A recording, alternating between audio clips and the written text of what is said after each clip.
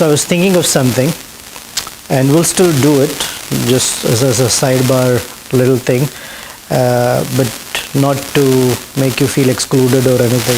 Feel free to chime in as you like. I might make it a little bit more generic, so if you like, you can participate as well. What we've been doing is, we've been doing this, what I call journey of self-discovery. And the first session that we had last week was identity and worldview. Okay. And what I was trying to establish is, depending upon our identity, we have a worldview. And that identity sometimes is not just one, we have multiple identities. Not like a schizophrenic issue, but multiple identities. For example, I'm a student. That's an identity, right? If anyone asks you, who are you? Very likely you will say, I'm a student of IIT, right? So as a student, you have a certain sense of what your goals are, what your purpose is, right? And what your world for you looks like. That's your identity. And when you're not a student, then you're someone else, right? Either you're from Nigeria or from India, and then you say, who are you? You say, I'm Nigerian or I'm Indian or whatever, right? And my purpose or my view or what I want to achieve in life depends on that identity, right? Then you go, you're somewhere else, you're a son or a daughter, and from that identity you have a purpose. You know, a son must be able to do these, a daughter must be able to do this, whatever. So as our identity morphs, so does our worldview. That's what we sort of discussed a little bit last week. But my goal was to take us to a place where all of these identities are only bound by time, from between birth and death, right? But behind all of this, there is one identity that never changes. And we say never as in the word eternal. Whether we are in this body or in some other body, previous life, next life, as a new concept. But there is an identity, and that identity is the presence of soul. That is who we are. Okay? Use language such as I have a soul. That implies that I think I am this body. This is like saying, who are you? And you will say, I am Volkswagen or I am Toyota. Because you are riding in that vehicle to say, I am that vehicle. Does it make sense? It doesn't, right? I'm not the vehicle, right? Suppose you drive a Mazda. Who are you? I am Mazda. Oh, you're not Mazda. It is your Mazda. Similarly, the soul is residing and driving or moving in this body. So you can't say, I am this body. That's the Vedic worldview of our identity. There is, in Sanskrit, it's called Atma, we call the soul. And this soul resides in this body for a certain period of time. And the understanding or the parallel is, all of us are paying rent, right? No one is owning a place yet. Okay. Even if you own, mostly we're renting a place. We have a lease, right? And to the point of lease, you're paying your rent. And you're staying in. When your lease is over, what will your landlord do? Renew your lease. Yeah, renew your lease or get out. You leave the residence and you find another residence, right? Okay, what kind of residence do you live in? Depends on what? Preference, what you can afford. Preference, but more than preference, as a student, Price range. what you can afford, right? So depending upon our eligibility, we get a kind of house we live in. When our eligibility changes, the house becomes different, it looks different. So as students, we start with basement, right? And and then we slowly go up. And if you notice, the higher up you're in a building, the more the rent is. Right? Similarly, in this world, in this universe, the higher you want to live, the eligible you need to be. And what makes you eligible to live on a higher realm versus a lower realm is the concept of karma, which we're not doing today, but we'll talk about it. Okay, so it is our karma. You heard the word karma before? Okay, so if there's any word that seems alien, stop me. You heard of karma? Yeah. All right. Anyone not heard of karma? Okay. So, the whole idea of the journey of discovery is to stitch together different ideas and thoughts. So we have a composite picture of what is human life, why it is important, what are we searching for, right? What are our priorities right now, and what our priorities ideally should be, right? And what is it that we want to get out of this life? Of course, we want to get money, we want to get something. All that is true, and it has its place, like we discussed last time. It has its place, but at the point of death or at death, all of those things have no value or meaning. Right? What happens when someone is suddenly told, let's say they're very successful or moderately successful, and they get the news, oh, guess what? You have a terminal disease, you're going to die very soon. What happens to those people? Generally. Start to think about the things that matter most. Exactly. Or all the money that they've had suddenly seems to pale in importance. Because money can buy medicine but not health or life, right? So it's not important, it's important. Money is very important, study is important, other things are important, but all those important things are sheltered by or supported by something that's most important. For example, if I were to ask anyone, do you want money or good health? What choice would you might make? He's looking for money. It depends on the circumstance, but most likely, if it's a hard binary choice, what do you think most people would choose? Good health. Good health. Good health. Why? Logically, why? You cannot buy it back. You cannot buy health, okay? But what else?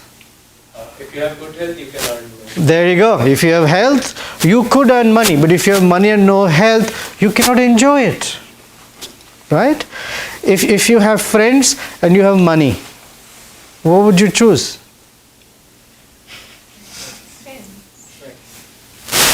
Why? Why?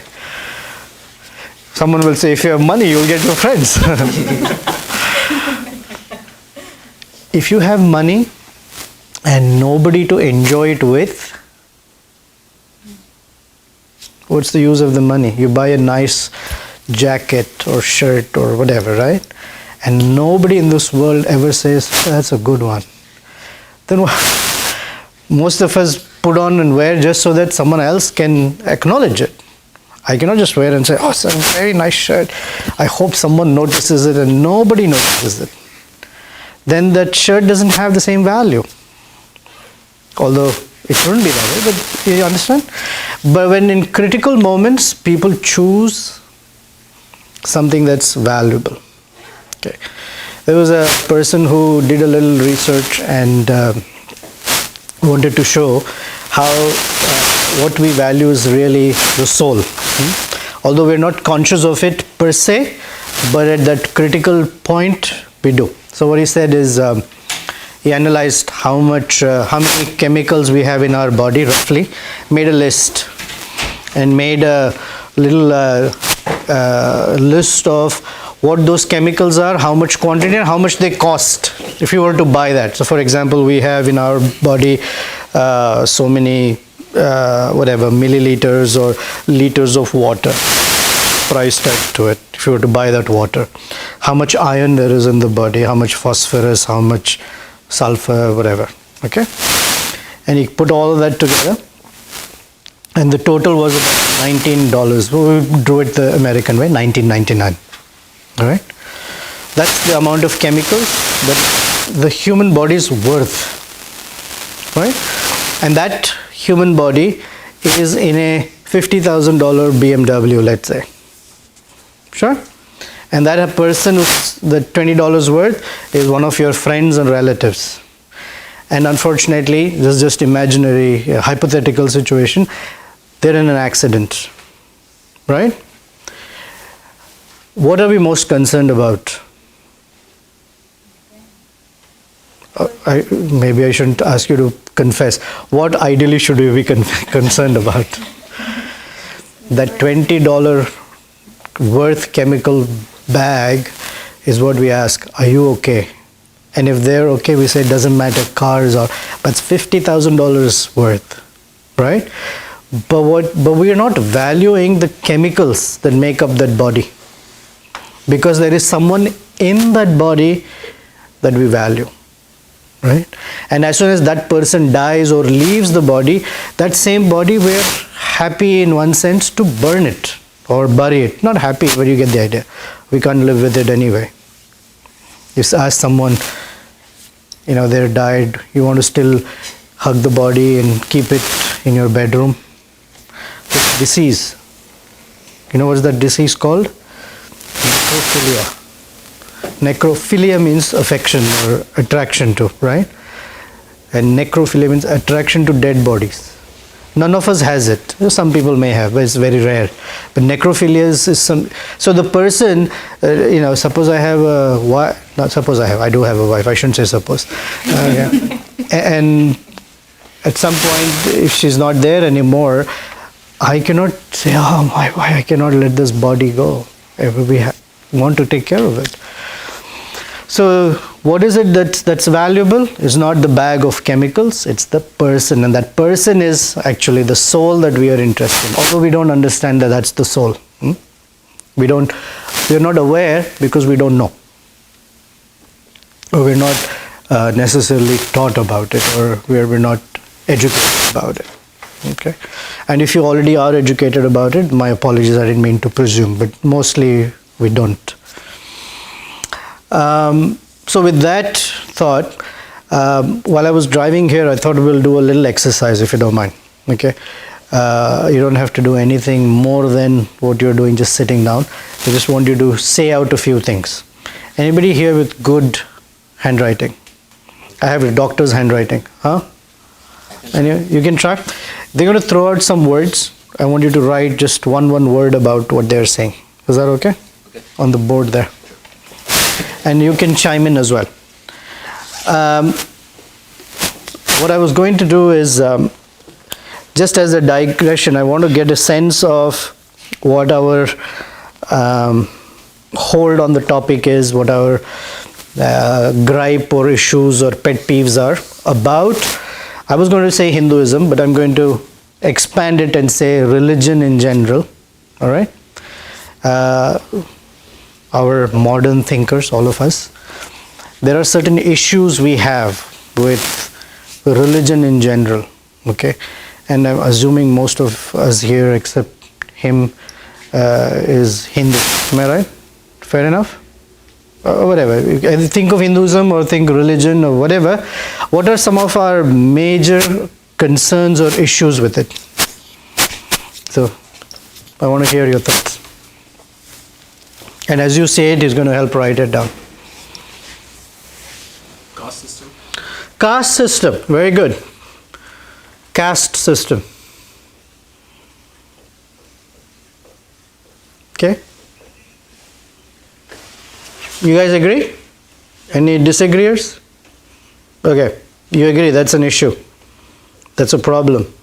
Or it's a thing that creates problems. Yes? Yeah. Okay. I disagree. I don't think it's a problem. We have made it to be a problem. Okay. Sure. But that's, for many people, probably you and I may be in the minority, but in general people think like that. But okay. What else? Conversion. Conversion. That's not a problem with Hindu. Okay, religion. Conversion or forced idea. Forget about one religion doing something to another. I think within one's own religion, what are some issues you may have? Multiple gods. Multiple gods. Myths. Huh? Myths. Myths. Give me an example. Myths like? Like, I don't recall any example, but few people might say something on the name of God, which is fictitious. Like, they will think of. I'm not saying about the God man who is giving us wise lessons. I'm talking about there are people who are faking it out. So there are many such. Okay, so false. I don't know the name, but False teachings. I don't know what are false teachings. What else? Hi guys. We're talking about what are some of your problems with religion.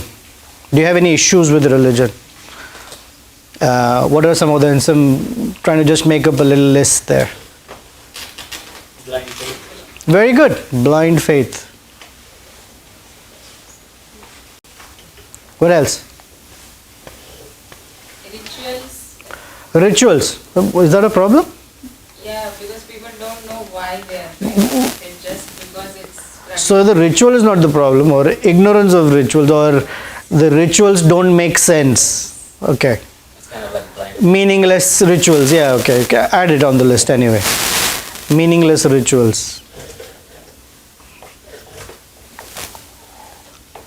Anyone superstition at all? No? Hinduism has no superstitions? A lot. That's not an issue for you guys? Yes, sometimes. Sometimes. And when you ask at home, why are we doing this? What answer do you get? Shut up and do it, right?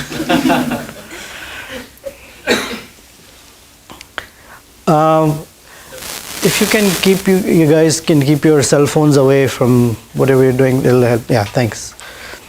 What else? Come on. That's it? Then you guys are great. The inequality between men and women. Ah, there you go. Inequality between men and women. So what is it? Men are usually not given the privileges? I'm teasing you. Gender inequality. What else? Following like some false idols like Babas or False idols and babas are two different things. there are people who, in the name of religion, do charity, take charity. So how would you put it in one or two words? Bogus gurus? Yeah. Eh, That might one of my favorite topics, huh? that might fall under false teachings, I guess. Like exploitation. Exploitation or bogus gurus or teachers. Yeah, exploitation. Very good. What else? You guys any thoughts?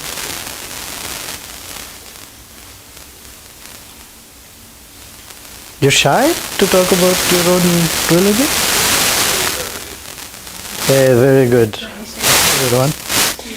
That's a really good one.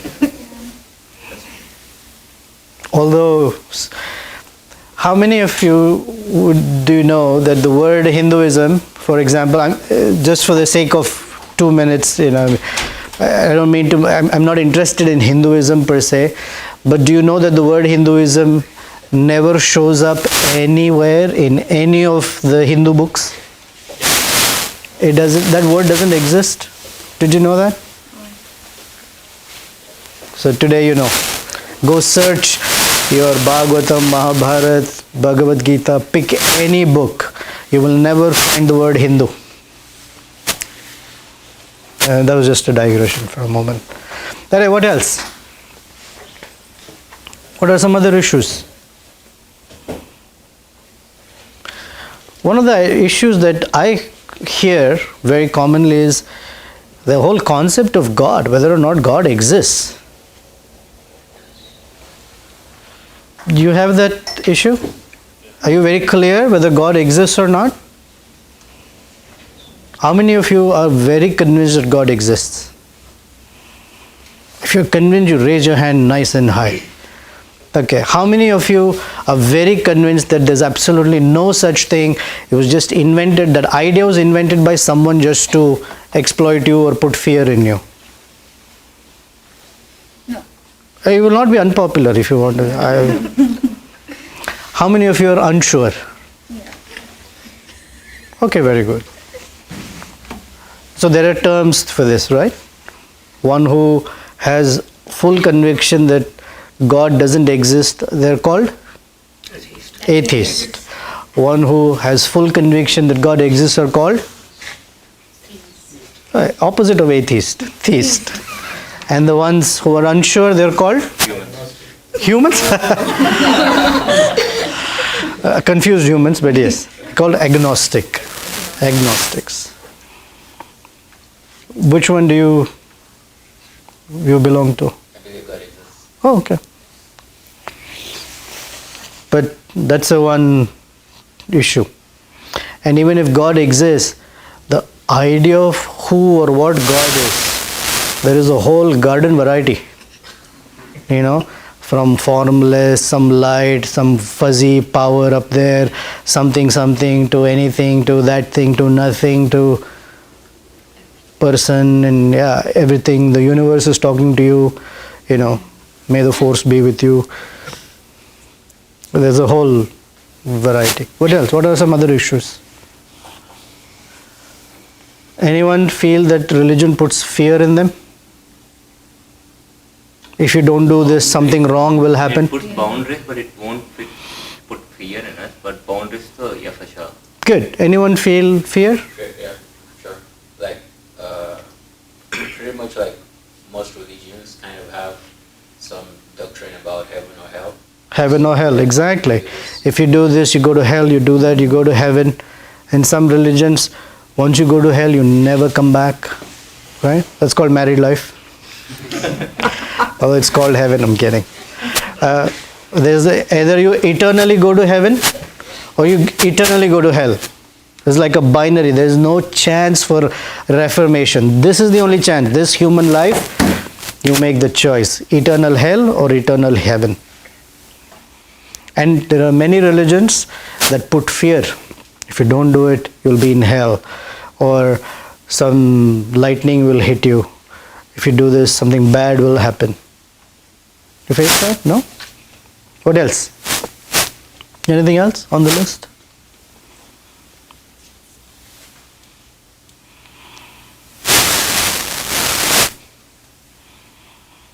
Excessive practice of rituals. It's a practice of excessive practice of rituals. Say more. For example. Practicing all rituals but not doing nothing good, something helping others. Just excessive practice. So your religion, you don't feel helps others in any way? It does. Speaking of particular sects of people, like all these are not done by everyone. Only certain people do that. So in similar way, certain people do excessive rituals. That's what I feel. And why is that they do certain rituals and not help others?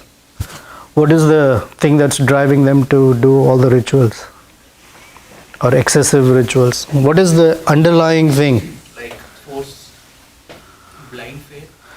That's on the list, but why is someone doing all these excessive rituals or whatever is excessive? Excessive is a subjective word, but whatever is excessive, why is one doing it and not helping others? What is the underlying motivation? Discrimination. I think they are not selfless. There you go.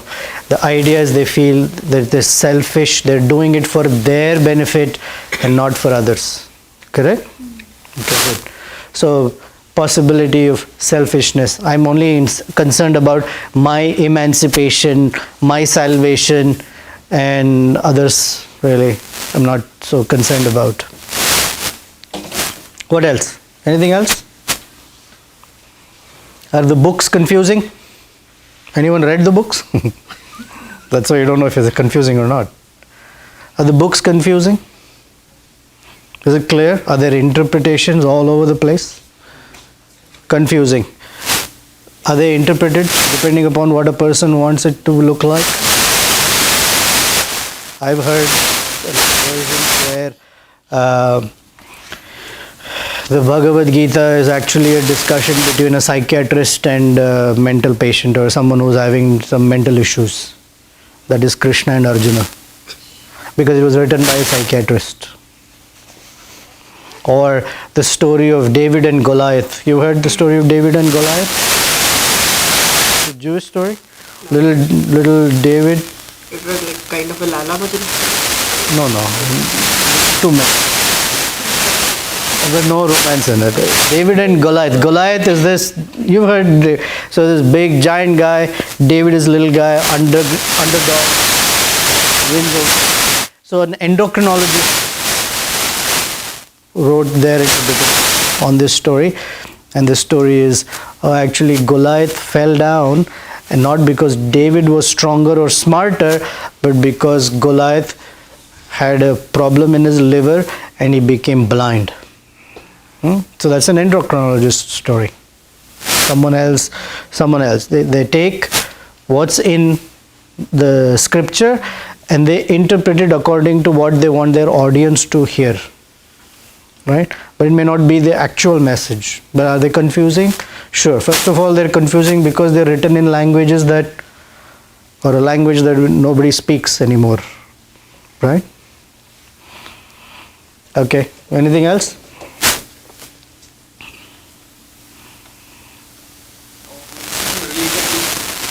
Politics.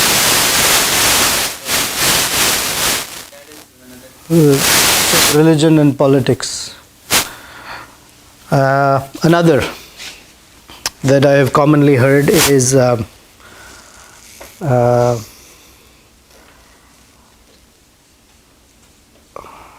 was that? It skipped my mind when you said something. It'll come back to me. How many of you have heard the phrase, I am spiritual but not religious? You've heard? Yeah, You heard? Yeah. You've heard? Is that how you call yourself? What would you call yourself?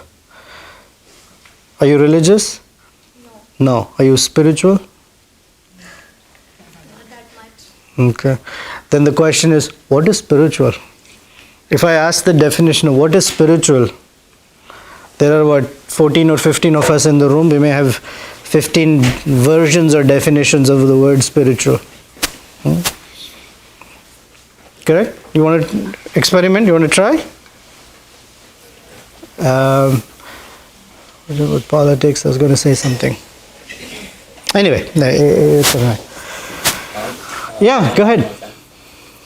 So I'm not fine with or rather, I'm kind of skeptical about religious beliefs because a lot of them have been, a lot of the scriptures have been passed down for generations and kind of altered due to various reasons. Correct. So yeah, it's kind of this, just not being sure about the content. Correct. Not being sure about content and source. So there's that interpretability in it. Okay.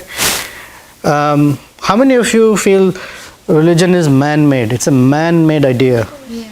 Just to control you. To make you believe something. Make you believe something. Make you believe what though? People have something to follow, Just to keep them busy? maybe. To keep them in their they have something to fear too. So who fear? See, somebody figured out that let's keep these people busy, let's keep them scared, otherwise they will do whatever they like. We don't want them to do what they like. We want them to follow some rules, and so that became religion. You agree? You have that issue? You feel it in your own religion? No? Yes? I think it's Sometimes. I think it's more like a convention. There is SI units, there is that pound feet, that thing. So it is to bring in agreement between set of people so that we can agree on some common ground and then build on that. So it's a social agreement, it's a social contract. It's like certain people put together. Yeah. And they sign everyone else up. Doesn't have to be universally true or maybe something because who said that SI unit this much is 1 kilometer or this much is 1 meter? Just we agree on that. Correct. And if you don't sign up for the social contract, what happens? Then you create your own system. And then that's a new religion. Yeah. Then you can go with pounds, not with kgs. Correct. Exactly. Exactly. So how many religions are there? It depends upon who doesn't agree, right? So you can say, I create my own because I have a problem with man-made religion, so I create my own. You hear the paradox in it? I have a problem with man-made religions, so I make my own. I'm comfortable with that. What does that say? I don't say it obviously, but it's there unspoken. What is that unspoken? I have a problem with man-made religion, so I make my own. What is the unspoken? Huh? I create my own rule. Or even more subtle than that? The one who is saying that is also a man. That is true. But that inherently is I am God. Yeah. Okay, it doesn't say it like that until someone says, oh wow, yes, you're right. Now you're realized. Huh? Okay. How about one thing that now I remember.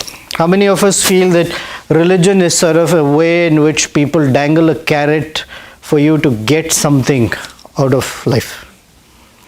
If you do this, you get more money. If you do this, you get better health. If you do that, you get this. Like they dangle a carrot. So it's always, there is something that you have to go out and get. Right? How many of us, now be honest, how many of us have prayed intently before an exam? And how many of you have prayed intently after the exam? And what is the prayer usually? Before, during, after, all three stages. Well, you're very specially self-realized, Karthik. You're unique. Yeah, what is it that we're doing? We're hoping that somehow my hard work or my attempt should, somehow the number should change, right? The 27 should become 72. Somehow. We hope that some miracle shows up and happens. Right? I'm being serious, right? I'm trying to say it in a light way, but what is that? Why do we pray? Because we have connected religion with what? Some physical outcome. I want something. Have you heard of Ganesha, the elephant god? All right, I'm going to tell you a story about Ganesha. You can sit down. Thank you. Thank you for writing it all. So there was a guy who was a very, very strong devotee of Ganesha. And in India, Ganesha, the elephant god, is the guy who everyone very respectfully praised him because he removes difficulties and obstacles. Okay, so generally when I want something and there is something obstacle in between, I pray to Ganesha for him to remove that obstacle. Right. So this guy, after working hard for many, many years, still didn't have enough money. So he thought, I'm going to buy a lottery ticket. Okay. That's my way of somehow getting some money. So he went for $1 million ticket. And then he went to the Ganesha temple and he prayed to Ganesha that you and I have many years of friendship. You helped me very much. A lot of times of difficulty. This one also, please help me. And if you help me out, I promise you, half I give you. Right? How many of us have bribed? Be honest. I will do this, I will do that, I will fast on that day. Happens, right? So he bribes, he says, I'm going to give you half the money. Somehow make me win that $1 million, half I'll give you. So he bought his ticket. On the day the results were announced on the thing, he checked all the numbers matched except the last digit. Oh yeah. So what happened is, instead of the $1 million, he got 500,000. He became very happy. He became so happy that he ran to Ganesha temple. And he said, oh Ganesha, you're amazing. You heard my prayers. Thank you very, very much. I must admit that you are very intelligent. Huh? You kept your share and gave me mine, so thank you. Or in India they call it TDS, right? You already took your share and gave me mine. So that spirit, yeah, exactly. That spirit of what it means, and that as if God is a means for us to get something in this world, because that's what I'm looking for. And this is where, for people like us who want to be rational, logical, and deal things with reason, right, have a problem. And somehow the so-called religion that we are following poses a challenge. And the challenge is, oh my gosh, this tradition has a whole bunch of blind faith mixed in it, and I think of myself as a rational, scientific person, and I have to somehow follow this. And we many times follow this middle path, one foot like this one, just so that no one's too disturbed, but somewhere deep inside we are not convinced. And I guess what I've tried to do in my life over the past 15-20 years in my own search is I've come to understand that behind all of these things there are good reasons why some of the things are like that, and there are some excellent reasons why many of those topics are valid, they're worthwhile. For example, caste system. One of the presentations we do at IIT is caste system in America. Generally people think there's a caste system in India, but there's a caste system in America also. Do you agree? We'll show it to you one day. Or the idea of the existence of multiple gods, or the sense of blind faith, or meaningless rituals, and all that. There is, when you say meaningless ritual, right, you presupposing something, and that there are meaningful rituals. Otherwise the word meaningless is meaningless. If I get a rotten apple, it presupposes what? That there must be a clean or a good apple. Right? When you say bogus guru, or whatever we said, or false teachings, the moment you say false teachings, there's one thing that's for sure. There must be true or good teachings. Right? But time as a factor, and human intervention, and selfishness, or bad motivation, or greed, or exploitation, then adds on to something that may actually have been very pure and pristine and not man-made. Okay, so we will deal with all of those topics for you. Hopefully from that list, we will cut out many of the items on it. All right, that's my promise to you over the course of the semester. Okay, so one of the things is why this sense of identity that we talked about is important, and why it doesn't get the attention that it needs in general is, let me ask you, why are people in general not thinking about the presence of the soul, or what we call spiritual topics for the moment? It's sort of a very grey bucket. But why are people not thinking about spirituality or these kinds of topics? What's going on? There's no clarity. There's no clarity. Okay. What else? People are busy. Very good. Busy with what? Busy with work, study, whatever. Busy with work, study. And sometimes with nothing. They were never. Sometimes with entertainment. Huh? They were never introduced on such topics. Excellent. So, one, they're not aware. Second, they're busy. Third, they had no idea. Busy with what? Can we quote from last one? Yeah. We are busy with those things which are temporary. Correct, but why? Why is somebody busy? What is it that they're looking for? Why are you studying? Because you love data science? Come on. Why are you studying? Money. Okay, but why money? What will money buy? Hey, say it again. Happiness. True? Anyone trying to earn money for buying sadness? No. Why are you eating? Who's this guy? Who eats to stay healthy? Strength.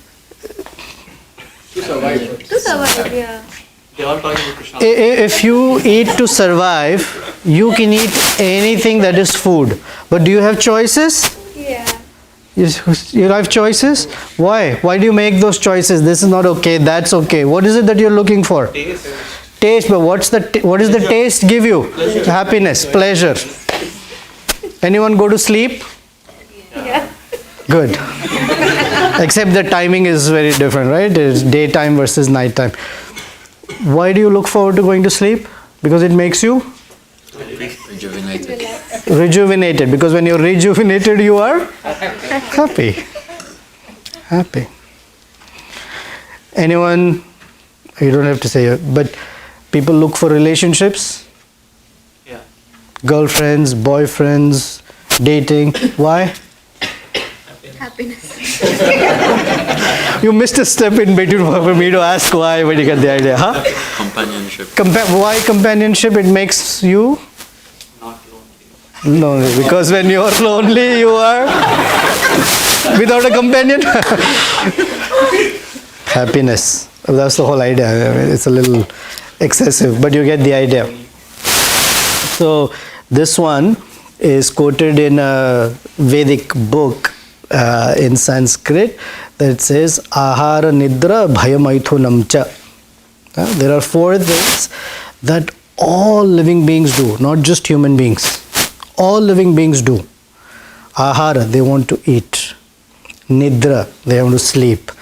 Bhaya, they want to defend. And maithuna, they want to procreate. Okay? Samanyam etat pashubhir naranam. This is common in animals and human beings. Okay? So in that sense, it says that human beings are glorified animals. Because animals do the same thing and we do the same thing. Okay? Then he says, dharmo adhiko hi visheshataha. There is one thing that makes the human being unique and special. And the unique specialty about human beings is they get together at IIT and make a list. Because animals don't get together and say, what are the problems in life? Let's put together a list. Why is there suffering in this world? Let's put together a list. Do you have problems with religion? Let's put together a list. They don't get together doing that. What are animals busy doing? One of these 4 only. And what does most human beings also doing?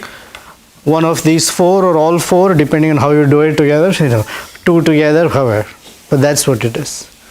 So life in general has moved in a way that we are concerned with the immediate or the pursuit of happiness, right? And thinking that happiness lies in pursuit of these 4, right? So as a human being in general, we're doing one of 2 things. We're either trying to increase our experience of happiness or pleasure,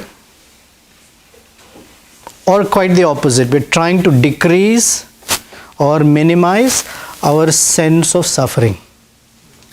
If I have a headache, I take a medicine to decrease that headache so that I can go out and pursue happiness. Exactly. So we're constantly doing one of these 2. But both are meant for only one purpose. We're looking for happiness. And we have determined that happiness is in whatever, food, travel, friendships, money, education, although that's hard to say, but we think like that. or whatever. Correct? But the more foundational question is, why in the first place is any of us even interested in happiness? Why? And that was what we discussed last week, that we as soul, that is our nature. The soul by nature is happy, not wants to be happy, is happy. Okay? But when that soul is sitting in the body, this body, that body, this body, that body, whatever body it is sitting in, it is trapped in a package where there is suffering. So there is this incompatibility. A eternally happy entity in a temporary package of misery or suffering. A misery is, there is birth, there is death, there is old age, there is disease. That's the package we're in. And that incompatibility is called suffering. And we're constantly looking to end that or mitigate that. Because by nature we are happy. That is who we are, the living being. Okay? That's important to understand. That's the foundation of our, what I call Vedic teachings. That's the foundation. If that is not clear, nothing else will stand on it. If you're building a house, you spend a good amount of time making sure your foundation is strong. After that, whatever house you build on it, it remains strong. So this is very, very critical. Questions? Thoughts? Anything? So, okay, this pursuit of happiness in this world, how do we experience happiness? What are the gates or agents through which we experience this happiness? So, what are senses? Give us. We have 5 senses. We have our eyes, because we want to see something that is pleasurable, or we want to close them to avoid anything that is, what we think is not pleasurable. So we have eyes. What else we have? Ears. What is the sweetest thing to hear in this world? You have been appointed. Good news. More than good news. Good news, yes. Music. Music. More than music. What's the sweetest thing to hear? Music, yes. Higher than that. Good things about yourself. When someone speaks nice about you, that's the sweetest thing to hear. What's the most bitter thing to hear? Criticism. What else? Higher than or worse than criticism? The same thing. No. Nice things spoken about someone else. Because criticism is still okay because it's about me. I'm still in the picture. But something spoken about someone else, not so sweet. Anyway, that's a side topic. So ears. Eyes, ears. What else? Tongue. Very good. Tongue for tasting, for speaking. Right? So we have tongue by which we experience pleasure in this world. 2 more. Smell. Very good. We like to, all the cosmetic industry is surviving on the idea of smells and fragrances and all of that. Okay. And finally? Touch. Exactly. And these are considered the gates or points through which we gather data about just raw data coming in constantly. Right? Where we're looking, we're hearing, we're smelling, we're touching, we're tasting.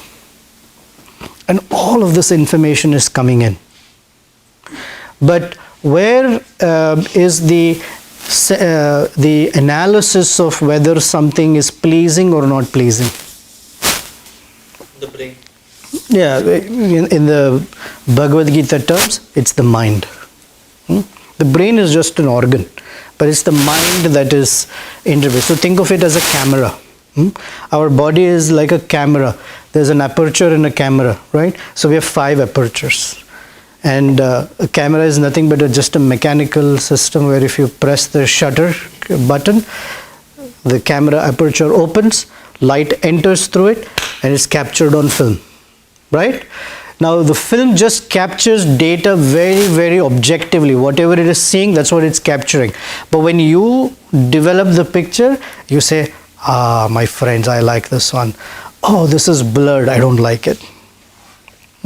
So the mind, which we call the sixth sense, is now interpreting all the data. Okay? And depending upon what kind of body we are in, the mind then says, this is good for you, this is not good for you. This is pleasing smell, this is not pleasing smell. This is a pleasing visual, this is not a pleasing visual. I'll give you an example, a little dramatic here, but you get the idea. Let's say a very handsome man or a beautiful woman walks into the room. But I must say, it doesn't mean that you're already not handsome or beautiful. That's not what I meant. Let's say someone walks in that is exceptionally beautiful or handsome. We as human beings will notice that, right? And it will be favorable or unfavorable, whatever. Now, pigs also have eyes and nose and ears and everything. Now, suppose that same exceptionally beautiful or handsome person walks right across a pig. You think the pig will pause and say, well, that's a very handsome man? Or a very beautiful woman? Will not even notice. But if it's a very beautiful pig, there you go. Right? But it's the same eyes, the same data, but the mind is the interpreting layer, right? Okay, so the mind interprets as, this is nice, this is not nice, okay? This is good, this is not good. But behind the mind is another layer, okay? And the layer is called intelligence. Intelligence by definition is that strength by which we... No. The intelligence, what does intelligence help us do? Discrimination. It helps us discern, hey, this is good, but not good for you at this point. For example, let's say someone's following a diet, or let's say you're practicing to run a marathon, right? So you have to get up in the morning and run. You wake up in the morning. Yes. What does the mind tell you? Go to sleep. This is not good. Go to sleep. Right? Because you have to get it. But what does the intelligence say? It is good for you if you want to run that marathon. Get up. It's the discerning one. Someone asked, what's the difference between the mind and the intelligence? So our teacher, Srila Prabhupada, he said, oh, that's a simple one. When you walk to the rooftop of a very tall building and you look down and you feel like jumping and you hear a voice that says, don't. That is the difference. The mind is full of desires and the intelligence tells you, this desire is harmful for you, this desire is good for you. It's the ability to discern and discriminate. Do we all discriminate? I hope you do. We don't discriminate against people, but we discriminate what is beneficial for us, what is not beneficial for us. If you're not a discriminating person, then you will say, I don't want to put on a seat belt. What does it matter? No, your intelligence will tell you, please put on a seat belt. When you're crossing the street, look to your right and left, etc. Look to your left and right. In America, it's left and right. You get the idea? However, all these 7 things are there so that we can search for that happiness. But there is one problem. We are spiritual entities, but we are looking for happiness in matter or material things. And the happiness in the material realm, it exists, but has certain characteristics to it. The first characteristic of happiness within the material realm is that it has this law of diminishing marginal returns. So we talked yesterday, last week. Chewing gum, for example. We gave that example of chewing gum. When you first chew it, it's very tasty.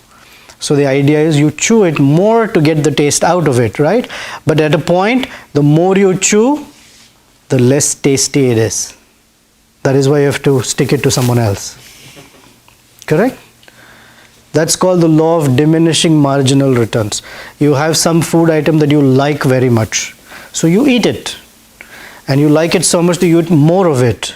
But because you keep liking it, can you keep on eating it?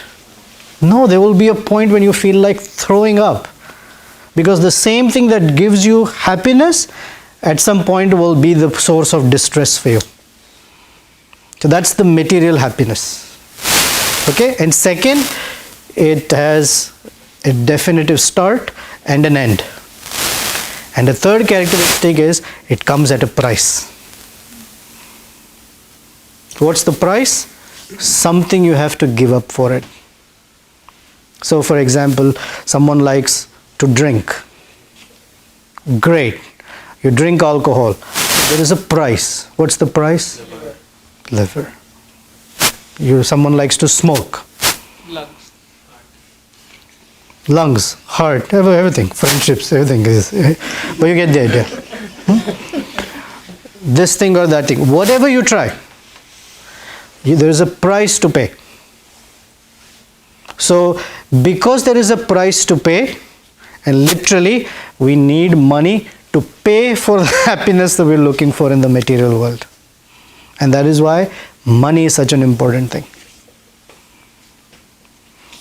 But that happiness we're looking elsewhere when it is abundantly available outside of that framework.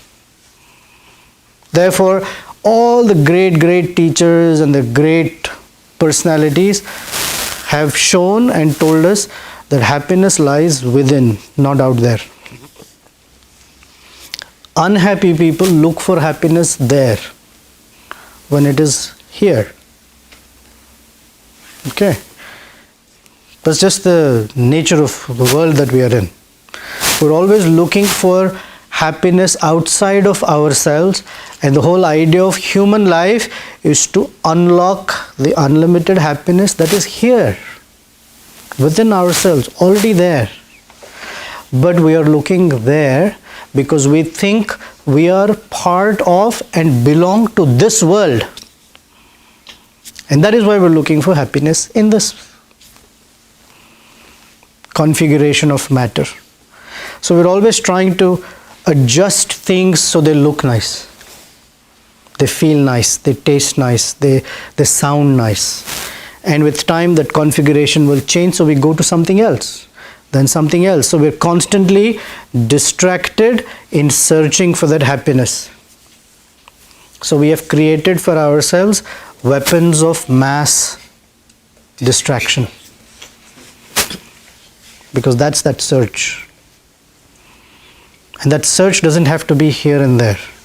It's available. Because those who are internally happy, what happens outside does not affect them.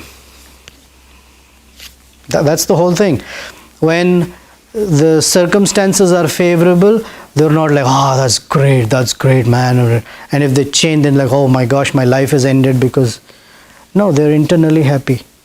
We take any great person from any tradition, if they are genuinely happy, you will find that in the most trying circumstances, when life is being threatened, they're still not unhappy or sad, or they're detached from the world. So in Bhagavad Gita, Krishna speaks that a person who's a yogi is one who has attained a state of being or state of consciousness that they are like a lotus leaf in water. There's something about a lotus leaf. Have you ever noticed? If you put a drop of water on a leaf, that water doesn't stick to the leaf. it just somehow runs away, or the leaf never becomes wet. And lotuses grow in water, but the leaf never becomes wet. You've noticed the body of a duck? Duck swims in water, but it never gets wet. So the idea is you're in this world, you're working in this world, you're doing what you're doing, but you don't become wet by the material sense of what we call contamination or influenced. Because there is search internally. Okay.